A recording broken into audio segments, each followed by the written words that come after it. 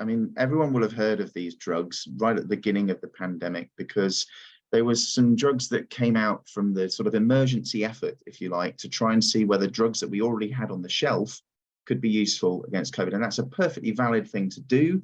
It means that it's much quicker because you know that those drugs are safe and they've been used in lots and lots of different people. Now, unfortunately, the sort of counter side to that during the early stages, we didn't really understand how to grow the virus properly.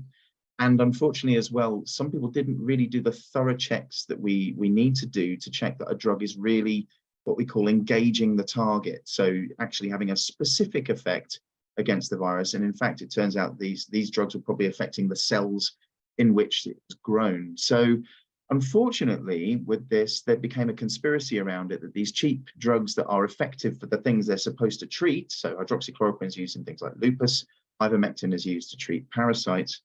There seemed to be a conspiracy that blew up around this, saying that drug companies are trying to make more money by developing more drugs to sell to us instead of using these very cheap ones, which they couldn't make money from. And unfortunately, that really isn't the case. And in fact, Merck, who of course make new drugs, actually the people that manufacture ivermectin, so they would have stood to make a lot of money had it been used against SARS-CoV-2 and COVID.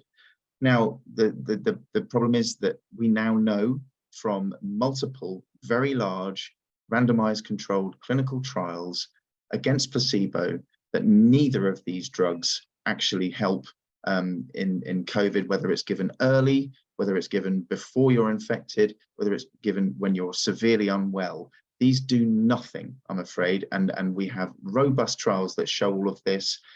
Please ignore all the nonsense that's been posted on Twitter by former US presidents, etc.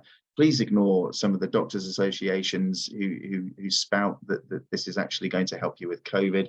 This is not true.